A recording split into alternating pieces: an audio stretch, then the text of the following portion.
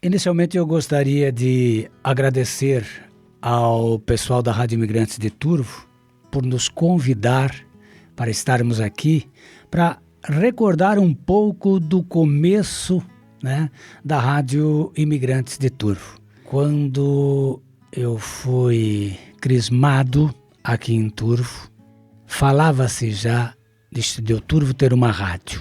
Isso lá em 1963.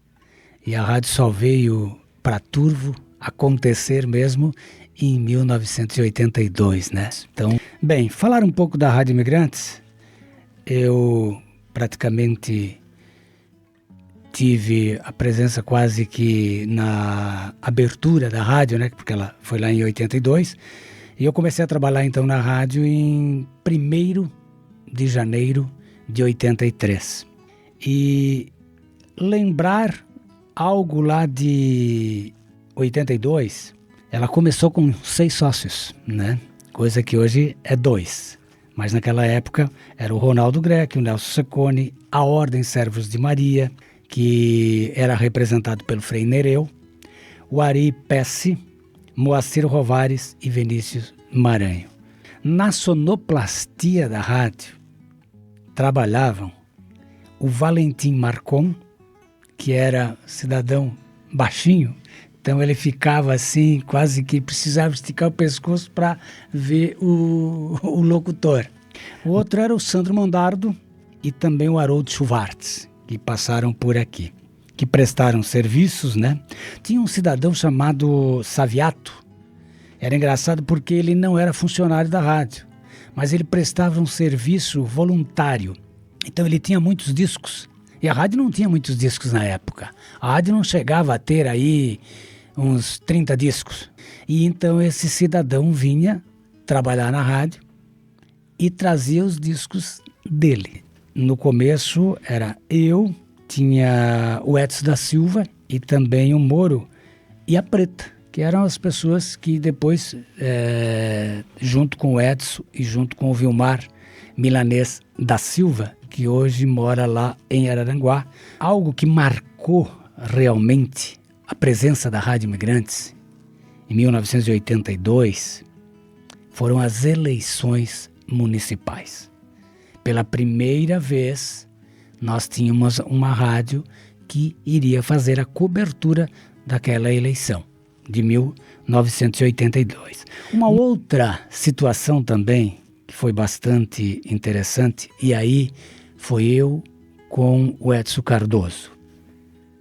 Nós recebemos a informação de que lá no distrito de Ermo um senhor tinha ido num matinho que tem ali entre o Ermo e o Morro do Soares, que está ali ainda. Se você passar ali, você vai ver esse matinho. Ali, um senhor foi cortar umas árvores ali, árvorezinha para trazer varas para casa, né? E chegando lá, ele viu uma terra mexida assim, e ele deu uma mexida, apareceu o braço. Ali tinham enterrado um cidadão, que depois foi descoberto, né? Era um motorista de caminhão, e ele era de São Paulo, um japinha de São Paulo, e acabaram matando ele, roubando o caminhão e enterraram ele aqui nesse matinho, que depois a família levou para São Paulo. Então naquele momento foi uma das primeiras participações da rádio já, e lá fomos eu e o Edson, inclusive entrevistamos esse senhorzinho, né? Era por volta de umas 5 da tarde. Imagina naquela época, né?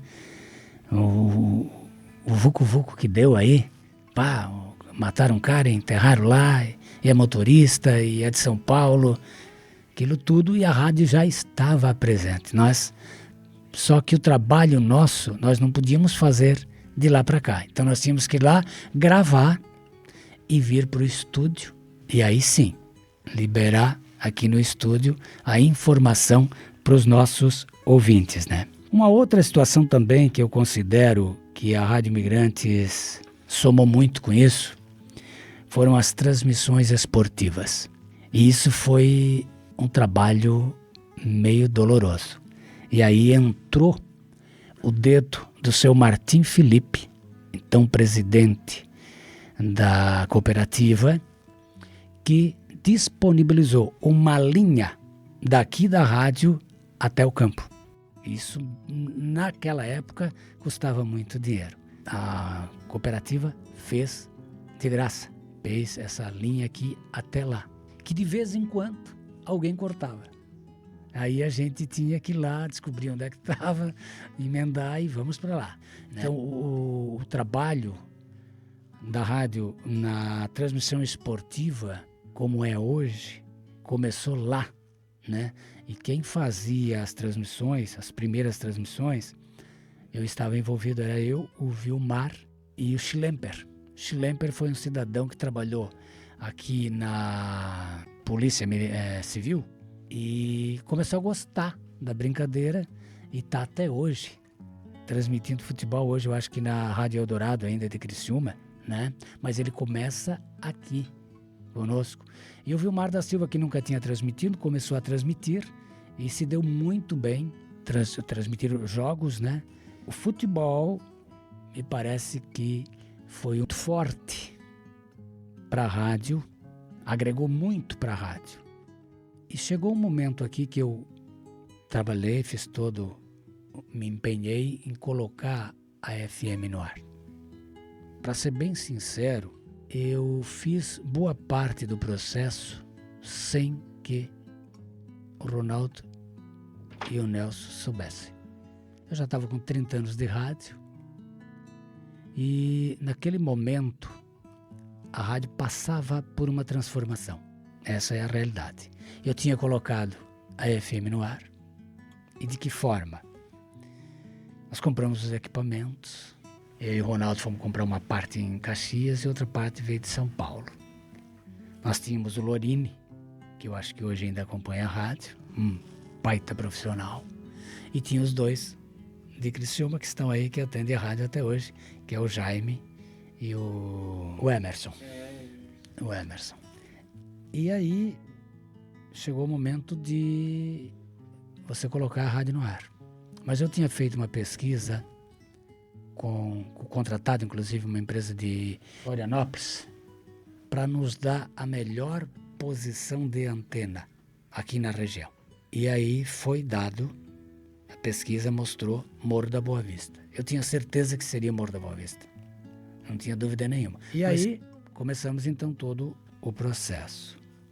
Só que, num determinado momento, o Kassab vinha para Florianópolis para lançar as 12 emissoras de Santa Catarina que tinham sido feito a migração. E a nossa não estava. Na hora eu liguei pro Lorini. Nós estamos fora, Lorini. Não, te acalma, que eu já estou em Brasília. Estou conversando aqui com a dona Valda e nós vamos resolver isso aí. Só tem um problema. Nós queríamos 2 quilos. 2.000 watts. Aí, ele disse, só tem 849 watts. É pegar ou largar. Eu disse, pego. Mas não falei pro Ronaldo. Mas eu sabia que 1.000 watts valeria 2, 3 vezes a mais do que a AM nossa, que não estava chegando no meleiro de noite. Roncava para tudo quanto era lado. Aí chegou o dia de nós ir lá em cima e encerrar todo o trabalho. Eram umas 4:30 da tarde, tinha dado uma chuvinha, e aí saiu um sol bonito, e o Emerson dali mesmo foi embora e disse o seguinte, olha, eu chego em Criciúma e vou botar os 2 sinais para vocês conferirem. E aí ficamos aqui embaixo, no mercado, esperando. E ele não ligava. Daqui a pouco ele ligou. De Criciúma. Aí ele disse, a AM de vocês aqui em Criciúma. Brrr, só ronco. Nada. A FM em Criciúma. Parecia que estava no turvo. Meu muito obrigado para vocês, né? E sempre que precisar da gente, nós estamos aí para poder contribuir com vocês naquilo que for necessário. Eu mesmo não estando aqui, mas é minha casa.